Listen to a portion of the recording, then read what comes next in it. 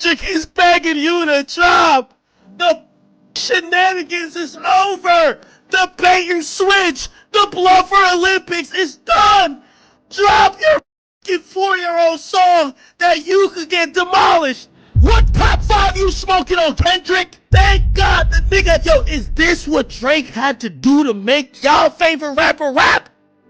He had to diss 20 niggas and then harmonize at the end of the track. Drop, just drop, drop. I'm ready. He's squaring up. It's squabble time. He's begging Kendrick to drop. Chat, I ain't gonna lie to you. I heard somebody say this before, and I might be at the point of blame. Yo, Drake might have to file a lawsuit. This is 2 months. You got 10 more records to drop. You know, at least your fans are getting some raps out of you. I'm happy I can motivate you. Young black man, make sure your sister stay solid. Young black man, make sure you are her protector.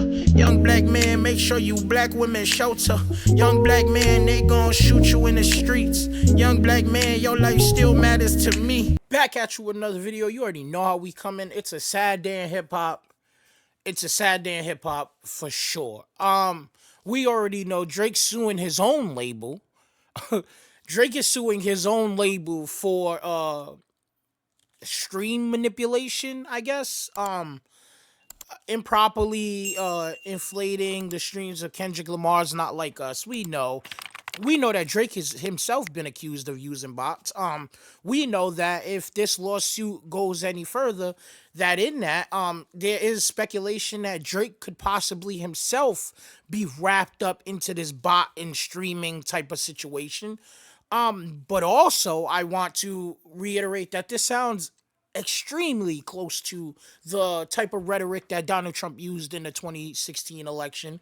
And as I've kept saying on this channel, I keep equating the two, that Donald Trump and Donald Trump's fans is a direct reflection of Drake and Drake's fans, where we cannot lose under any circumstances, and we will to the bitter end, no matter what it is, say that we didn't. And a perfect example is just looking at Drake's lawsuit and everything that's in it. And I found a video that kind of speaks to it better than I can, so we'll get into that. I've been around a lot of rappers and legal drama, and this is the best one I've ever seen when you understand it. So first, this isn't a lawsuit. It's a petition where Drake is asking the court to require Universal Music Group to give him evidence that he needs to bring a RICO lawsuit and a lawsuit alleging illegal business practices. What he says is, I don't know who the other people were involved with Universal, but under the law, Universal has to tell me who they are so I can sue them for the following: civil RICO, deceptive business practices. What these people did is they used illegal bots to make it seem like Not Like Us was a lot more popular than it actually was. They cite to an Djakademiks interview where Djakademiks is on stream talking to some dude, and the dude says, I got paid $5,000 and promised a percent of Not Like Us in exchange for delivering 30 million fake bot streams when Not Like Us first launched. We know Djakademiks has already come out and said that was kind of iffy on his part, and that we don't really believe that, but it's plausible. Let's just say it's plausible. Let's keep going. So that it would seem more popular than it was, and the algorithms would bump it up everywhere. What's really interesting about Drake's claim is that if you watch the Djakademiks interview, Djakademiks questions the veracity, the truth of this guy, saying, hey bro, are you sure? Like, somebody promised you points for bot streams? There's producers and engineers and people who feature on songs who don't get a percent of the song. And somebody promised you. Djakademiks questioned this guy's story. Anyway, Drake's lawyers saw it fit for a filing in a New York state court, and they say, Drake has the same lawyers as Donald Trump. I don't know. I genuinely don't understand how. Because what this kind of feels like is like, I don't want to say a slap suit. If you don't know what a slap suit is, it's pretty much just kind of like a frivolous lawsuit that you kind of file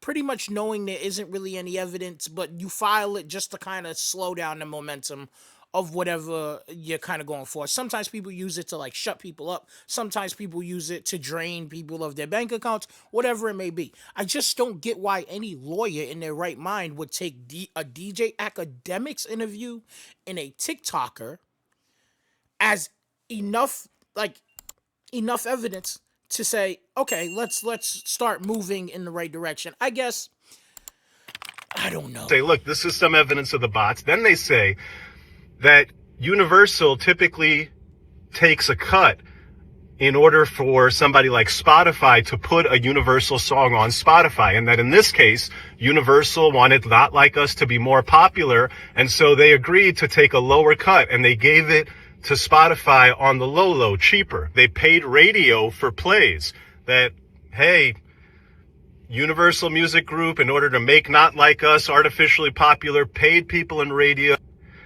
Apparently, they claim that all of this is illegal and that it caused damage to Drake by reducing his popularity. I believe that is true.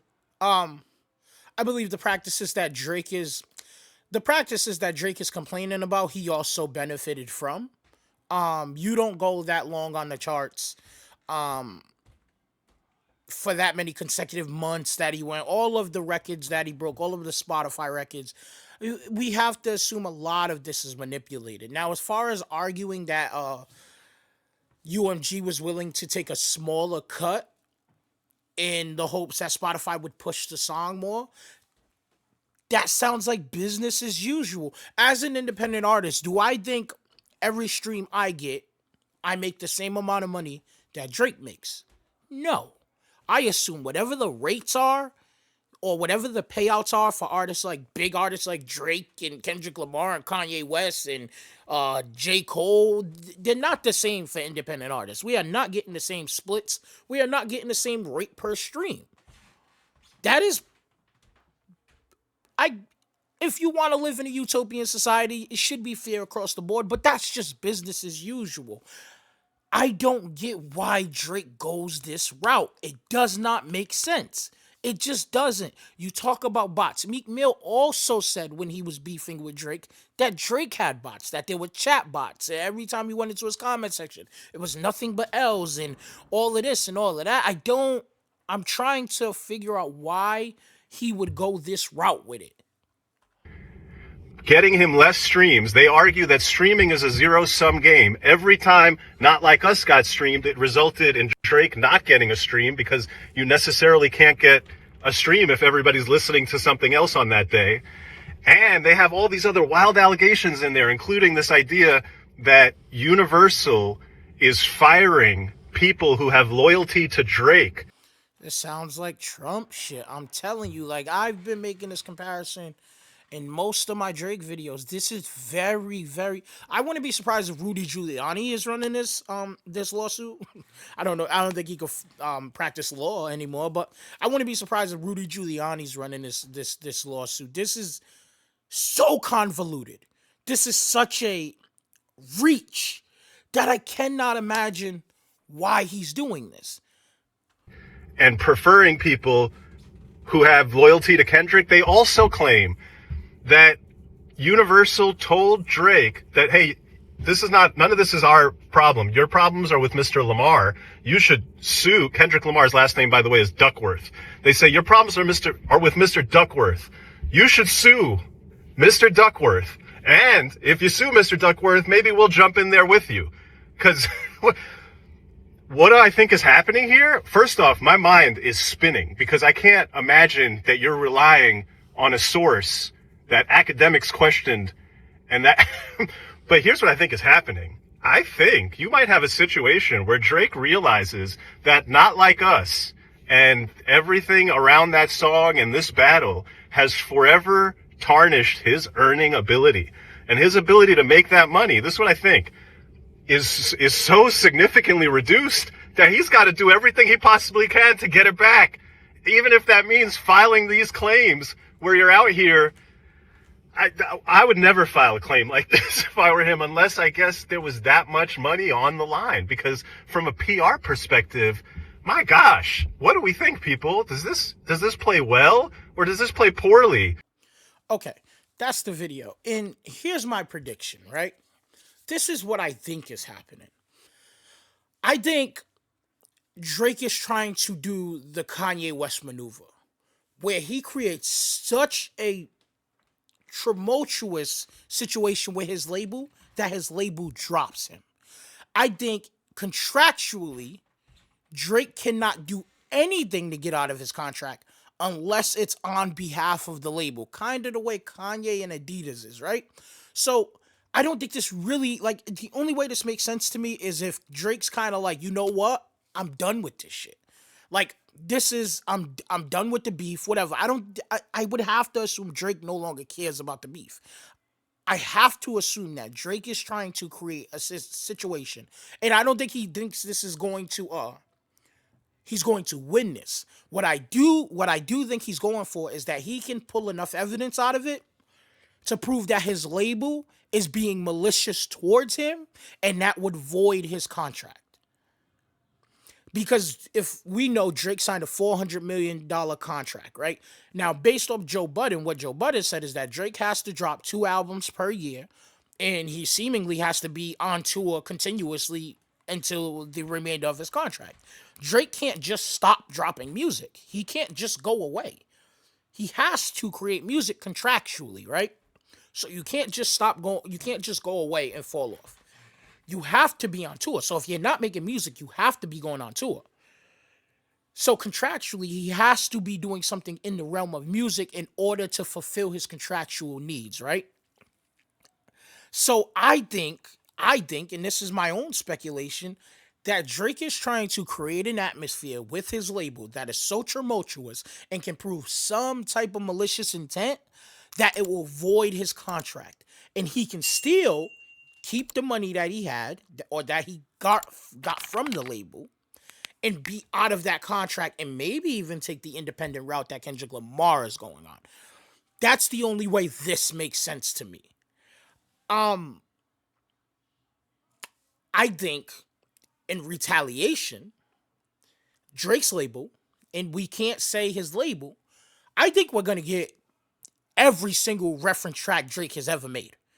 Every single reference track Drake has ever received will be leaked.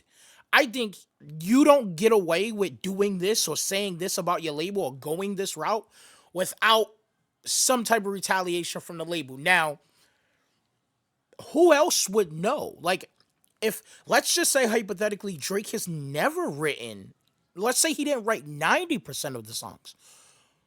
It's in the label's best interest to make sure that always stays undercover. I think you got some of the references and the leaks because Drake got those on his own time from behind the label's back.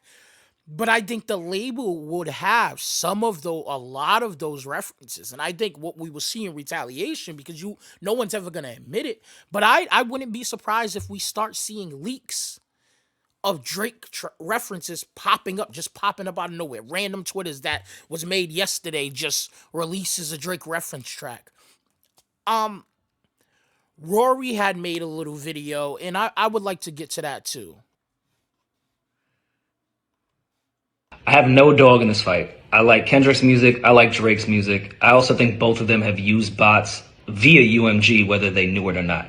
What stood out to me in that paperwork was the accusation that UMG lowered their licensing rate by 30% for Not Like Us. Just a quick history lesson. How we even got to the value of what a stream is was based off Spotify and the 3 majors negotiating on what that value would be. What makes it even crazier is all 3 majors have actual stock and ownership within Spotify. That would be illegal in any other business in the world, but it's the music industry, so anything can fly. To the point that I worked at a major when Spotify went public, and they emailed all of us as employees and said, you cannot buy stock because that would be insider trading. Now imagine you're an artist and you know that the people that own your music plus the people that distribute your music, which is a whole separate tech company, are in cahoots to define what a dollar means within the music industry. And then you later find out that for one artist and one song, they devalued that dollar. You wouldn't have an issue with it? No, I would not have an issue with it. I think I feel like Rory's trying to like. I don't want to say he's siding. I feel like what you're arguing has been normal practice this entire time, right? It's just been normal practice. And what I've been seeing on the internet from Drake fans is like, oh, he's gonna save the music industry, he's gonna help independent artists, blah, blah, blah, whatever, whatever. And I feel like that's the sentiment that Rory's carrying. And I think that's wrong. Because you don't get to play the game with the sliders all the way up. And then when somebody else plays with the sliders all the way up and you lose, you get to you're just trying to burn the house down. You're literally taking your ball and you're going home. I don't think that's fair. And I think if your argument is that in the long run, maybe this will make it better for independent artists, fine. That does not make it right.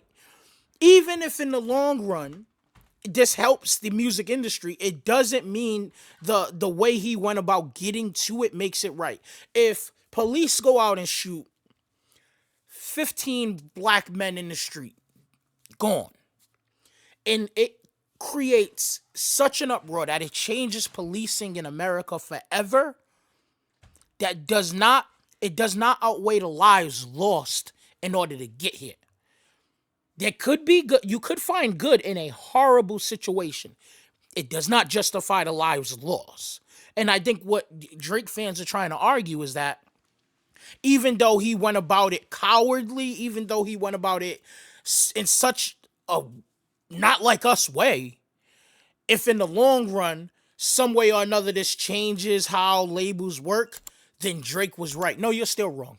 Don't cheat the entire time, and then when the cheating stops working for you, you want to expose the cheating. And this is exactly what Kendrick Lamar is talking about when we talk about morals and we talk about principles and we talk about all of this. And if Kendrick Lamar is also a beneficiary of the cheating, then maybe we have a conversation in the reality of it all.